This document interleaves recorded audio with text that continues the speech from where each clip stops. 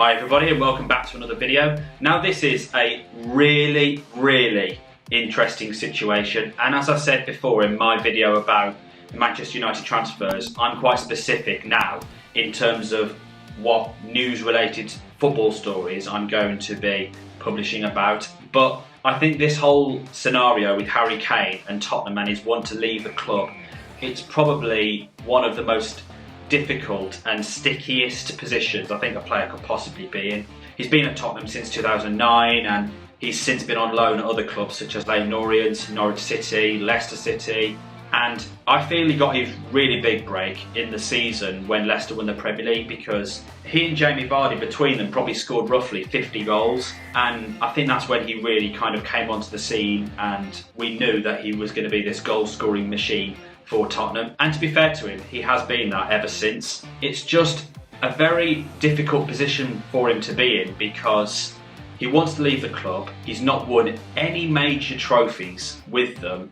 He is one of the best strikers in the world, and he just feels that he needs to leave the club to get trophies, and the team that he's looking at predominantly is Manchester City. Now I'm going to first say that Harry Kane signed a 6-year contract, I think it was just before the 2018 World Cup, without a release clause in it. Now I appreciate nobody's a fortune teller and can't predict the future and what's going to happen, but from Harry Kane's point of view, I just don't understand why you would sign a 6-year contract at a club with a track record of not winning much, if that's your mindset to win trophies, without a release clause in that contract. When you look at it from that perspective, I can understand why Tottenham are standing firm with this, and Daniel Levy is saying you can go, but at this price, which I think is said is 150 million minimum. So in that respect, legally, I can understand where Tottenham are coming from. But when you try and look at it from Harry Kane's perspective,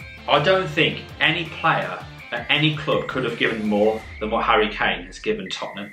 He's scored goal after goal after goal after goal after goal after goal after goal after goal. I think he's won the Golden Boot about 3 times, but yeah, he's got no trophies to show for it.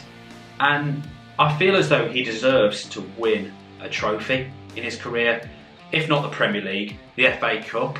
He hasn't even won the Community Shield, so I think he's looking for a way out now because he knows that Tottenham aren't going to give him what he needs. And I feel that for a player of Harry Kane's calibre, he needs a guarantee to move to a club that is going to win trophies, which, as I said, most likely is going to be Manchester City, which I do hate to admit, but that is the truth. And when I look back now at when Harry Kane did sign the contract to stay at Tottenham for another 6 years, Pochettino was in charge at that time. They were challenging for the Premier League, they were in the Champions League. In fact, the following season, they were in the Champions League final. So Harry Kane must have thought to himself, yeah, there's definite progression here. We are going to get better and better and better. But since then, it's been an absolute calamity at Tottenham. Jose Mourinho came in literally 24 hours after Pochettino was sacked. Ryan Mason came in a week before the Carabao Cup final when Mourinho was sacked.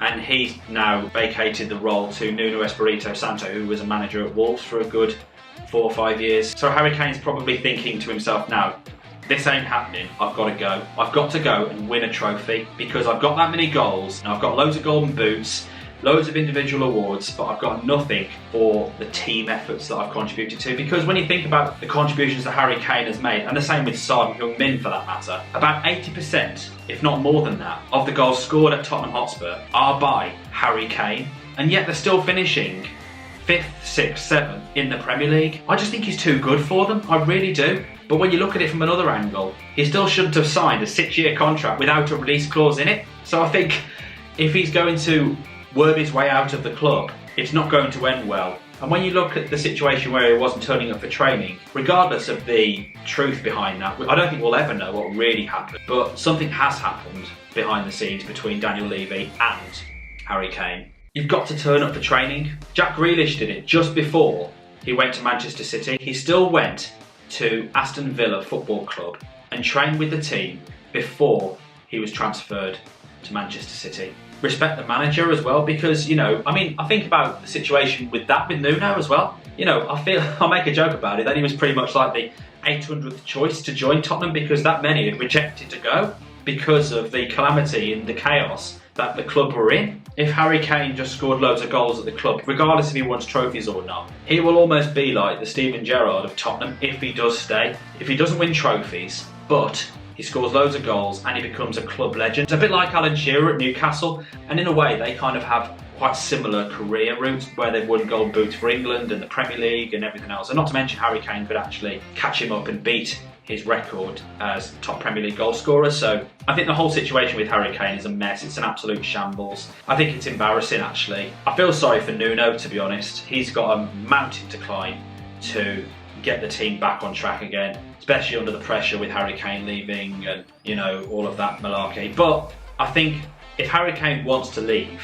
I think he will leave. It's just a question of whether it's this season or next season. And we've seen players who've left Tottenham and actually go on to do bigger and better things like win trophies. I mean, look at his England teammate, Kyle Walker, Gareth Bale, Luka Modric, Dimitar Berbatov. I just think it speaks a lot of volumes really in terms of the want to keep players just for being that prized asset, rather than thinking, I'm going to sell Harry Kane for 120 million and we're going to rebuild the squad with that money. That's what I think he should be thinking about here. And that's exactly what a team like Aston Villa have done after getting rid of Jack Grealish for 100 million. So they are on the way to rebuilding the team from that 100 million that they got for Jack Grealish. I don't get why Tottenham won't do that, but again, it's just the contract and the finances and lawyer situation that just makes it more difficult and more complicated, and it's just a shame. He's just got himself into a really, really sticky situation that will cause a lot of problems, I feel, between him and the supporters of that football club. I mean, I would have loved Harry Kane to join United because Cavani had a great season last year and he's got one more year on his contract. Martial, I still have mixed feelings about. I just find his inconsistencies more frustrating, and I think United lack that centre forward, so I feel as though United would have benefited from Harry Kane, but the reason why he's not going to go to United is because United can't guarantee trophies, and he wants Champions League football every season. He wants the Premier League, he wants the FA Cup, and with United, in comparison to City, quite frankly, it's more likely that he's going to get that at Man City. And it's interesting because I read this morning that if this deal doesn't get done with Harry Kane, Man City won't actually go in pursuit of Harry Kane next season. It's just crazy the difference that a whole season makes in terms of transferring players from club to club. So I think it's going to be a very, very tough week or so for Harry Kane, and also for City and for Tottenham as well, in terms of the negotiations and whether he really will go or not. I really don't know what's going to happen with this. And if Harry Kane does stay at Tottenham, it'll be interesting to see what happens when he does arrive back on the pitch. I just think he's got to carry on and do his job. That's what he's paid for. A ridiculous amount of money, by the way. That's what he is paid to do. But I do admire Harry Kane. I think he is a professional player, and I think it'll be a very, very difficult task for him to get out of it. What do you think of the Harry Kane saga? Do you think he'll leave Tottenham to go to Man City? Do you think he'll stay at Tottenham? Let me know in the comments below, and as always, if you're going to enjoy this video, then please hit the like button and subscribe for more, and have a notification bell tick so you're notified when I upload a new video, and I'll catch you in the next one. Take care, everybody.